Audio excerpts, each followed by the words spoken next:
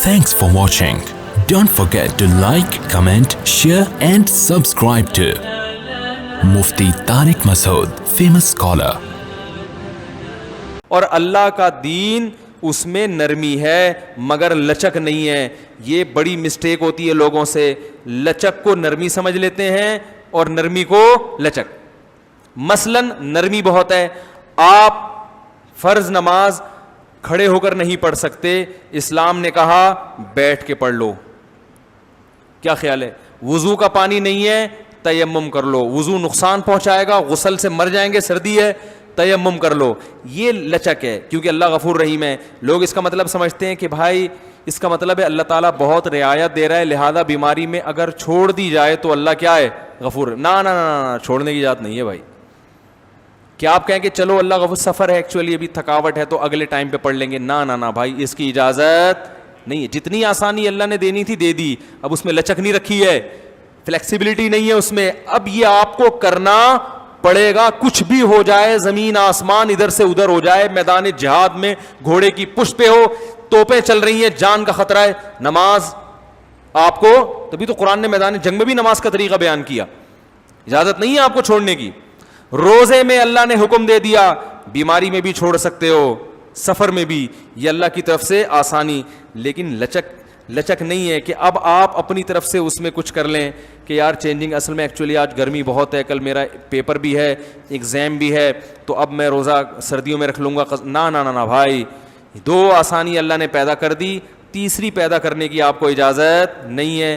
گرمیوں میں روزہ ہو, ریگستان میں ہو, آپ مزدور ہیں, آپ کے لیے روزہ رکھنا ناممکن بھی کیوں نہ ہو, آپ کو روزہ رکھنا پڑے گا. جب آپ کو جان کا خطرہ ہو تو روزہ توڑ دیں, چھوڑنے کی اجازت نہیں ہے. اس لیے رمضان کا روزہ صرف بیمار چھوڑ سکتا ہے اور مسافر.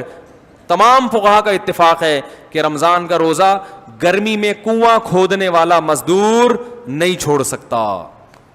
آج ہم نے اپنی طرف سے جو ہے نا بہت ساری چیزوں میں لوگوں کو کیا دینا شروع کر دی ہے, مذہب کا بیڑا غرق کر دیا ہے. جاب مل رہی ہے, باس کی طرف سے نماز کی اجازت نہیں ہے, جاب جائز نہیں آپ کے لیے. نماز جہاں جہاں چھوڑنا جائز تھا وہ اللہ نے بتا دیا, اور یہ بتا دیا کہ جائز کہیں بھی نہیں ہے نماز کے اوپر, یہ بتا دیا. آپ کہہ سکتے ہیں کہاں کا چھوڑنا جائز ہے, ہمیں بتاؤ. اللہ نے بتا دیا کہیں بھی چھوڑنا جائز نہیں ہے, پڑھنی پڑے گی, سوائے اس کے یا تو بے ہوش ہو جاؤ, ہوش ہی نہ ہو, ایسی کنڈیشن ہو تو ایک الگ بات ہے. تو آج پردہ کرنا پڑے گا عورت کو. ہاں جہاں اللہ نے گنجائش دے دی, بھائی علاج کی غرض سے یا کہیں نکاح کرنا ہے اس کی غرض سے کسی کو دیکھنا ہے تو وہ الگ بات ہے, اس صورت میں گنجائش ہے دیکھنے کی. یا اور جو شریعت کے جہاں گنجائش تھی وہاں تو ہے. آپ کہیں کہ نہیں جی ایکچولی مجھے جاب کرنی ہے تو میں پردہ نہیں کر سکتی, مجھے گرمی بہت لگتی ہے, ایکچولی پسینہ بہت آتا ہے تو میں موٹے کپڑے نہیں پہن سکتی, آپ کو اس کی اجازت بولو نا بھائی نہیں ہے. تو ہر آدمی اپنے مطلب کہ وہ نمازیں دیکھو, ٹرین میں ادھر کوئی منہ کر کے نماز پڑھ رہا ہے, کوئی کھڑکی طرف منہ کر کے, ان سے بولو بھائی قبلے کی طرف, کہہ رہے ہیں بھائی سفر میں تو 4 کی 2 کر دی اللہ نے, تو سفر میں تو آسانی ہے. اب بھائی اللہ نے 4 کی 2 کی ہے, مگر اللہ نے کہیں بھی یہ نہیں کہا قرآن میں کہ سفر میں قبلہ ہی معاف ہو گیا بھائی, یہ کہیں نہیں کہا. جتنا اللہ نے معاف کیا اتنا ہوگا. اللہ نے یہ کہا کہ سفر میں بغیر وضو پڑھ لو, سفر میں بھی یہ کہ تیمم تو کرنا ہی پڑے گا اگر پانی نہیں ہے, تو غسل بھی کرنا پڑے گا سفر میں اگر غسل فرض ہو گیا ہے. تو جو اللہ نے کر دیا اتنا تو بھائی ٹھیک ہے, جو نہیں کیا اس میں آپ کو فنٹر بننے کی ضرورت, بولو نا, اس میں فنٹر گیری کی ضرورت نہیں ہے آپ کو. تو ہر آدمی گنجائشیں نکال کے فنٹر بنا ہوا ہے, اور وہ خود قیاس اجتہاد کر کے یہ ہے فلانا ہے ڈمکانا ہے, ادھر سے اس کا کھا لیا ادھر سے. آج ایک کیس آیا, بیٹھے ہوئے, ناراض نہیں ہونا, بتا دوں آپ کا نام نہیں آئے گا کہیں بھی, ویسے تو آ گئے آپ ٹھیک ہے نا. میرے پاس بعض ایسے کیس بھی آتے ہیں کہ لوگ جھوٹے کیس کر دیتے ہیں دوسرے پر اس کو پریشان کرنے کے لیے. میں کہتا ہوں بھائی یہ جائز نہیں ہے جھوٹا کیس کرنا. کہہ رہے نہیں وہ بڑا ظالم ہے. تو ظالم ہے تو جو جتنا ظلم ہے اس حساب سے تو آپ اس کو نچوڑ سکتے ہیں, جو چیز نہیں ہے وہ کھاتا اس میں ڈال دیا. تو باؤنڈری شریعت نے ایک متعین کی ہے, اس کے تحت رہتے ہوئے آپ اپنا حق لیں. میں تو کہتا ہوں اس زمانے میں حق لینا بھی چاہیے.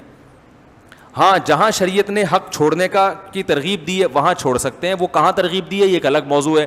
بعض جگہوں پہ حق چھوڑنا, حق پہ ہوتے ہوئے بھی حق چھوڑیں گے تو ثواب ملے گا آپ کو. وہ کون سی جگہیں وہ بھی میرا موضوع نہیں ہے.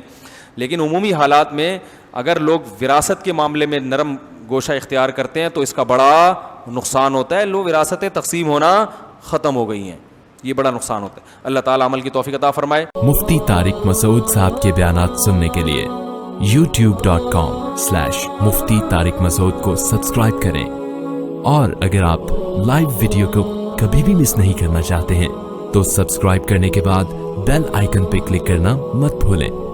جزاک اللہ.